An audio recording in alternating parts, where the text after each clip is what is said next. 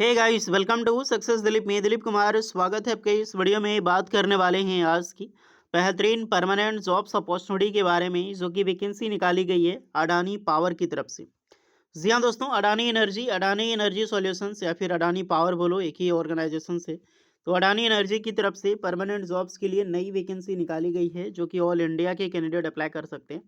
All India के ITI pass out, diploma pass out और BTech के कैंडिडेट इस फॉर्म को अप्लाई कर सकते हैं। तो जो भी कैंडिडेट है, ऑल मैक्सिमम ब्रांच यहाँ पर एलिजिबल है अप्लाई करने के लिए। चलिए डिटेल नोटिफिकेशन वाइज डिस्कस करते हैं। सैलरी बेहतरीन मिलती है, तो उसके लिए टेंशन लेने की कोई बात नहीं। अडानी एनर्जी है गाइस, तो अडानी आपको पता है कि क्या सैलरी स्ट्रक्चर्स में काम करती है।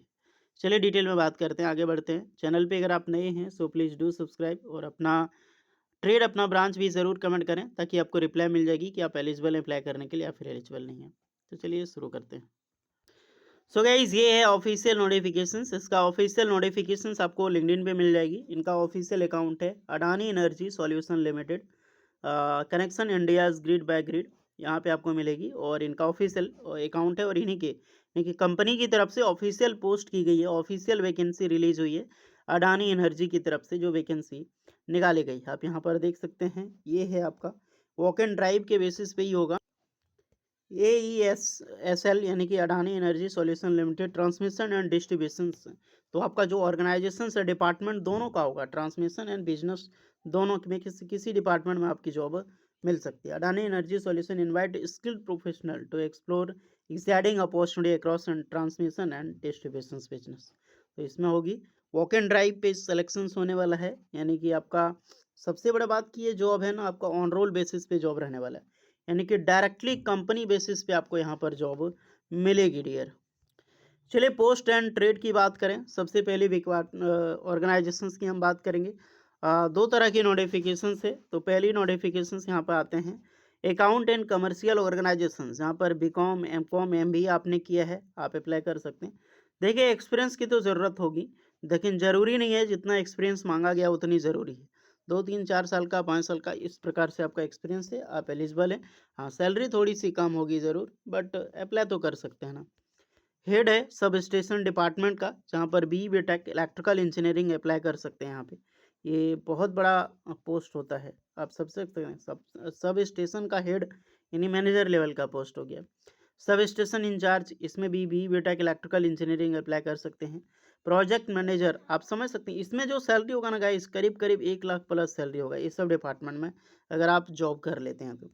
नेक्स्ट है आपका लीड इलेक्ट्रिकल सब स्टेशन, यहाँ पर भी BTech इलेक्ट्रिकल इंजीनियरिंग अप्लाई करेंगे। हेड है ट्रांसमिशन लाइन का, यहाँ पर भी BTech इलेक्ट्रिकल इंजीनियरिंग अप्लाई करेंगे। सेक्शन इंचार्ज या फिर ट्रांसमिशन लाइन में, यहाँ पर भी BTech इलेक्ट्रिकल इंजीनियरिंग अप्लाई कर सकते हैं। यहाँ से आपकी डिप्लोमा लेवल का पोस्ट देखने को और थोड़ा सा लेवल का पोस्ट देखने को मिलेगी। Project manager transmission line, BTech electrical engineering. Project manager transmission line, BTech electrical engineering, यहाँ पे भी है। प्लानिंग है, ये प्रोजेक्ट है। प्लानिंग मैनेजर है, BTech इलेक्ट्रिकल इंजीनियरिंग। सेचुरी जो अप्रूवल या फिर फॉरेस्ट्री डिपार्टमेंट, BTech एनी, यानी कि कोई भी ब्रांच अप्लाई कर सकता है। यहाँ पर भी आपकी कोई भी ब्रांच एलिजिबल है।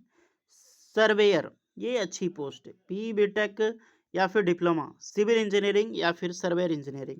इसमें मिनिमम 3 ईयर एक्सपीरियंस है, तो अगर आपने 1 से 2 साल का भी किया है तो बेशक आप एलिजिबल हैं।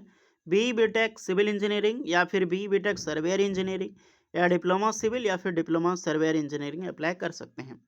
फिर आपका यहाँ पर रॉ ऑफिसर की पोस्ट है, जहाँ पर BTech आपने ग्रेजुएट किया है एनी डिसिप्लिन, किसी भी ऑर्गेनाइजेशन से। ओके, BTech आपने किया है या फिर डिप्लोमा कोई भी ऑर्गेनाइजेशन, कोई भी discipline, electrical, mechanical, civil, chemical, आपने किसी से भी किया है, आप यहाँ पर अप्लाई कर सकते हैं।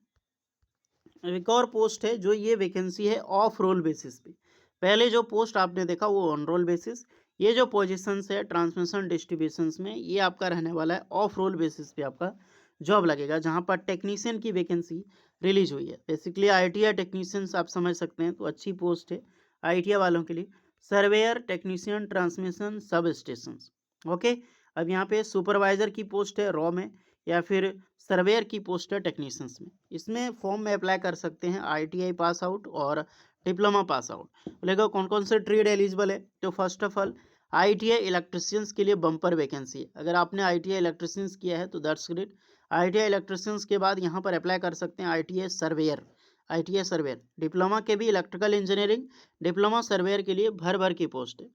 अब है कि एनी ब्रांच एलिजिबल है, तो यहाँ पर फिटर भी अप्लाई करेंगे, मशीनिस्ट भी, वेल्डर भी, टर्नर भी, सोलर टेक्नीशियन से अगर आप हैं तो उसके लिए बम्पर वैकेंसी होगी। सारे ब्रांच एलिजिबल है, लेकिन जो मैं बात कर रहा हूँ इलेक्ट्रिकल और सर्वेयर का सबसे ज़्यादा पोस्ट है, क्योंकि डिपार्टमेंट ही सब स्टेशन इलेक्ट्रिकल का है और सर्वेयर की तो वैकेंसी है ही। ओके, तो हम जो भी मैंने डिस्कस किया ITI डिप्लोमा वाले सारे ब्रांच एलिजिबल हैं।